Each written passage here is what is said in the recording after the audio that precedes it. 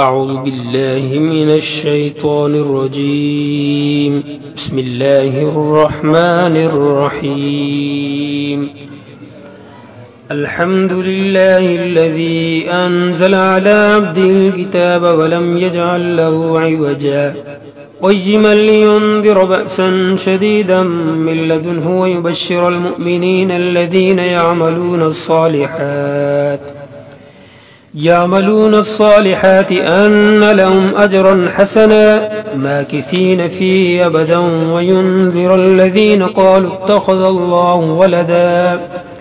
ما لهم به من علم ولا لآبائهم كبرت كلمة تخرج من أفواههم إن يقولون إلا كذبا فلعلك باقع نفسك على آثارهم إن لم يؤمنوا بهذا الحديث أسفا إنا جعلنا ما على الأرض زينة لا لنبلوهم أيهم أحسن عملا وإنا لجاعلون ما عليها صعيدا جرزا. أم حسبت أن أصحاب الكهف والرقيم كانوا من آياتنا عجبا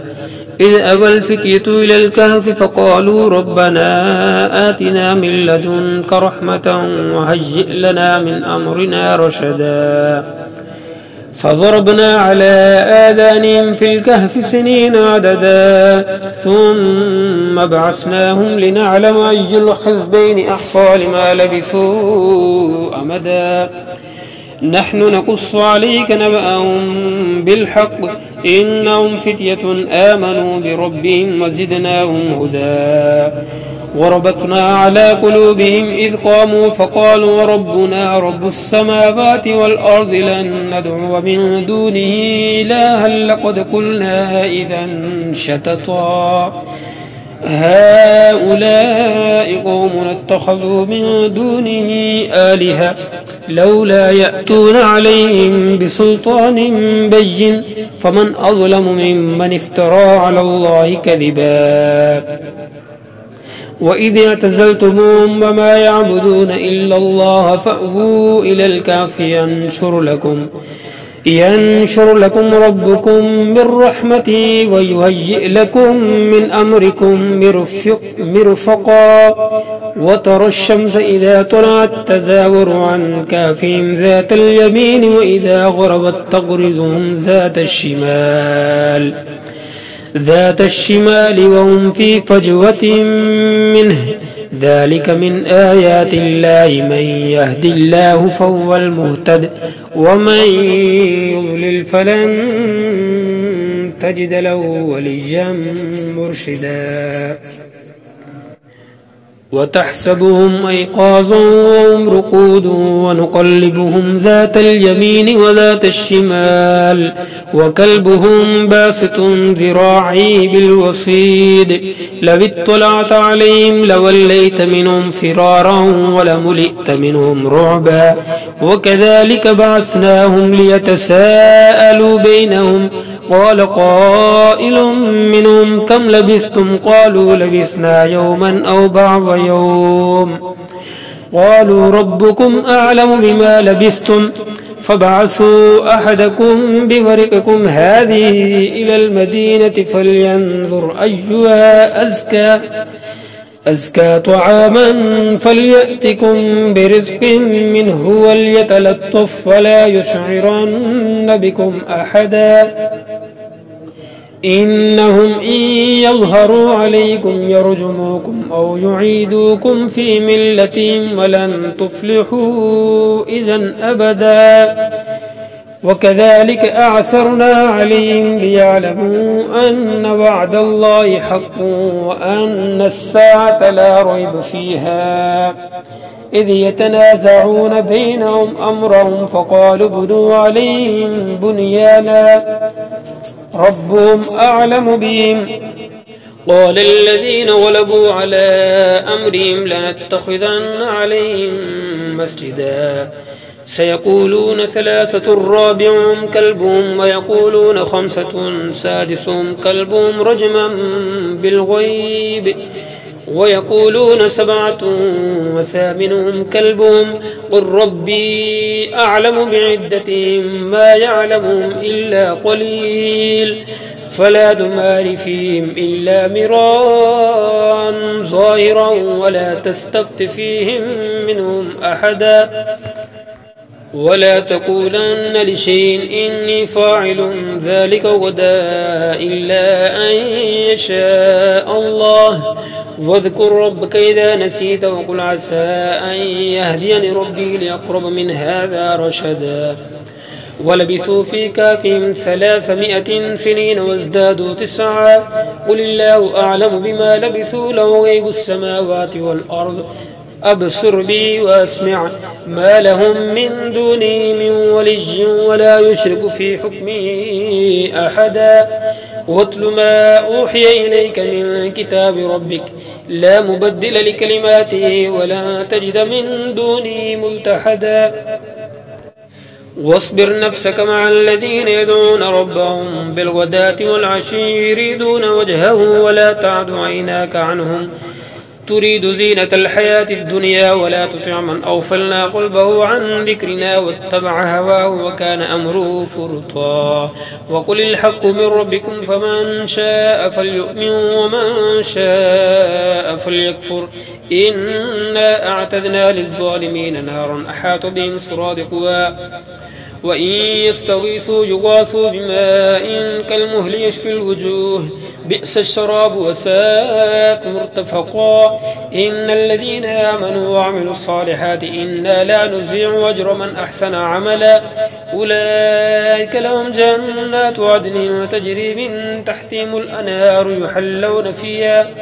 يحلون فيها من أساور من ذهب ويلبسون ثيابا خضرا من سندس واستبرق متكين فيها على الأرائك نعم الثواب وحسنت مرتفقا واضرب لهم مثل الرجلين جعلنا لأحدهما جنتين من أعناب وحففناهما بنخل وجعلنا بينهما زرعا كلتا الجنتين آتت أكلها ولم تظلم منه شيئا وفجرنا خلالهما نهرا وكان له ثمر فقال لصاحبه وهو يحاوره أنا أكثر منك مالا وأعز نفرا ودخل جنته وهو ظالم لنفسه قال ما أظن أن تبيد هذه أبدا وما أظن الساعة قائمة ولئن رددت إلى ربي لأجدن خيرا منها منقلبا قال له صاحبه وهو يحاوره أكفرت بالذي خلقك من تراب ثم من نطفة ثم سواك رجلا لكنه الله ربي ولا أشرك بربي أحدا ولولا إذ دخلت جنتك قلت ما شاء الله لا قوة إلا بالله إن ترني أنا أقل منك مالا وولدا فعسى ربي أن يؤتيني خيرا من جنتك ويرسل عليها حسبانا من السماء فتصبح صعيدا زلقا أو يصبح ماؤها غورا فلن تستطيع له طلبا وأحيط بثمره فأصبح يقلب كفيه على ما أنفق فيها وهي خاوية على عروشها ويقول يا ليتني لم أشرك بربي أحدا ولم تكن له فئة ينصرونه من دون الله وما كان منتصرا وهنالك الولاية لله الحق هو خير ثوابا وخير عقبا واضرب لهم مثل الحياة الدنيا كماء أنزلناه من السماء فاختلط به نبات الأرض فأصبح هشيما تذروه الرياح وكان الله على كل شيء مقتدرا المال والبنون زينة الحياة الدنيا والباقيات الصالحات خير عند ربك ثوابا وخير أملا ويوم نسير الجبال وترى الأرض بارزة وحشرناهم فلم نغادر منهم أحدا وعرضوا على ربك صفا لقد جئتمونا كما خلقناكم أول مرة بل زعمتم أن لن نجعل لكم موعدا ووضع الكتاب فترى المجرمين مشفقين مما فيه ويقولون يا ويلتنا ما لهذا الكتاب لا يغادر صغيرة ولا كبيرة إلا أحصاها ووجدوا ما عملوا حاضرا ولا يظلم ربك أحدا. وإذ قلنا للملائكة اسجدوا لآدم فسجدوا إلا إبليس كان من الجن ففسق عن أمر ربه أفتتخذونه وذريته أولياء من دوني وهم لكم عدو بئس للظالمين بدلا. ما أشهدتم خلق السماوات والأرض ولا خلق أنفسهم وما كنت متخذ المضلين عضدا. ويوم يقول نادوا شركائي الذين زعمتم فدعوهم فلم يستجيبوا لهم وجعلنا بينهم موبقا. ورأى المجرمون النار فظنوا أنهم مواقعوها ولم يجدوا عنها مصرفا. ولقد صرفنا في هذا القرآن للناس من كل مثل وكان الإنسان أكثر شيء جدلا. وما منع الناس أن يؤمنوا إذ جاءهم الهدى ويستغفروا ربهم إلا أن تأتيهم سنة الأولين أو يأتيهم العذاب قبلا. وما نرسل المرسلين إلا مبشرين ومنذرين ويجادل الذين كفروا بالباطل ليدحضوا به الحق واتخذوا آياتي وما أنذروا هزوا. ومن أظلم ممن ذكر بآيات ربه فأعرض عنها ونسي ما قدمت يداه إنا جعلنا على قلوبهم أكنة أن يفقهوا وفي آذانهم وقرا وإن تدعوهم إلى الهدى فلن يهتدوا إذا أبدا. وربك الغفور ذو الرحمة لو يؤاخذهم بما كسبوا لعجل لهم العذاب بل لهم موعد لن يجدوا من دونه موئلا. وتلك القرى أهلكناهم لما ظلموا وجعلنا لمهلكهم موعدا. وإذ قال موسى لفتاه لا أبرح حتى أبلغ مجمع البحرين وأمضي حقبا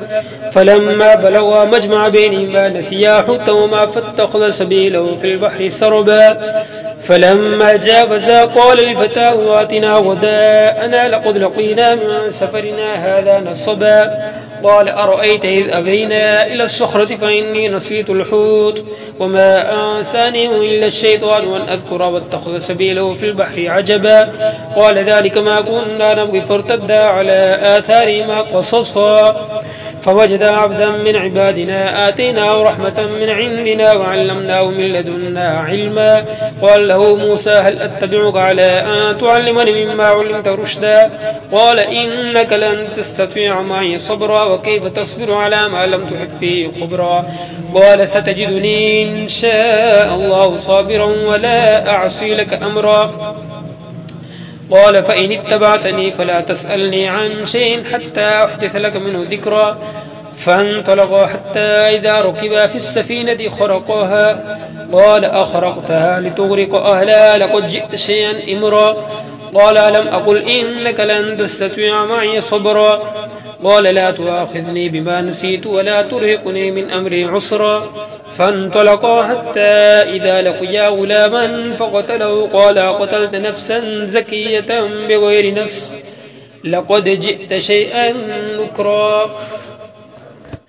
قال ألم أقل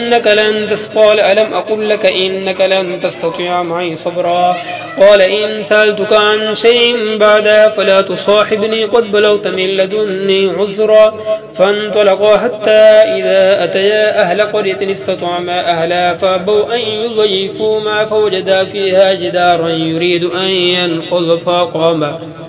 قال لو شئت لاتخذت عليه أجرا.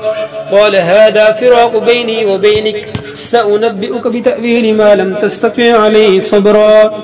أما السفينة فكانت لمساكين يعملون في البحر فأردت أن أعيبها وكان وراءهم ملك يأخذ كل سفينة غصبا. وأما الغلام فكان أبواه مؤمنين فخشينا أن يرهقهما طغيانا وكفرا فأردنا أن يبدلهما ربهما خيرا منه زكاة وأقرب رحما. وأما الجدار فكان لغلامين يتيمين في المدينة وكان تحته كنز لهما وكان أبوهما صالحا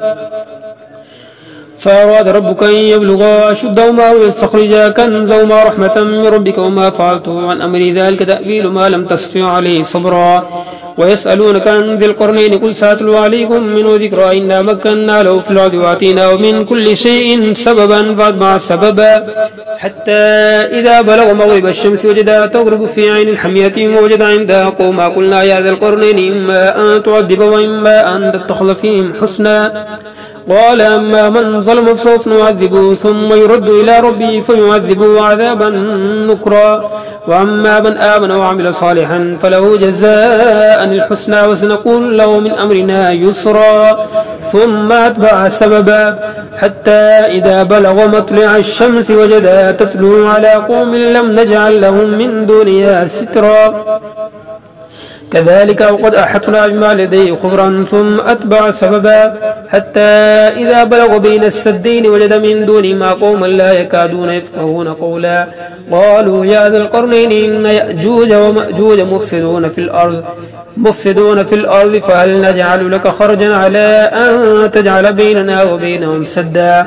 قال ما مكنني في ربي خير فأعينوني بقوة أجعل بينكم وبينهم ردما آتوني زبر الحديد حتى إذا ساوى بين الصدفين قال انفخوا حتى إذا جعله نارا قال آتوني أفرغ عليه قطرا فما استطاعوا أن يظهروا وما استطاعوا له نقبا قال هذا رحمة من ربي فإذا جاء وعد ربي جعله دكا وكان وعد ربي حقا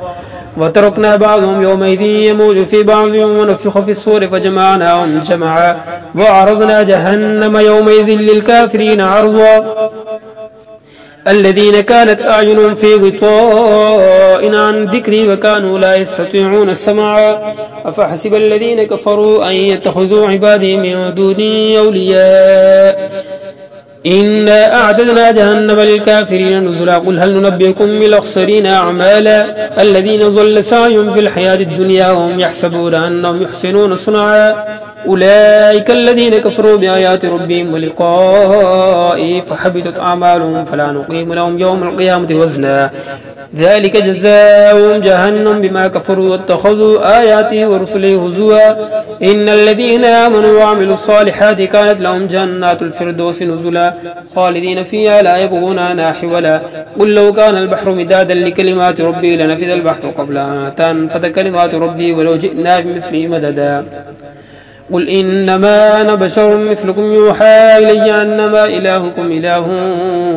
واحد فمن كان يرجو لقاء ربي فليعمل عملا صالحا ولا يشرك بعبادة ربه أحدا.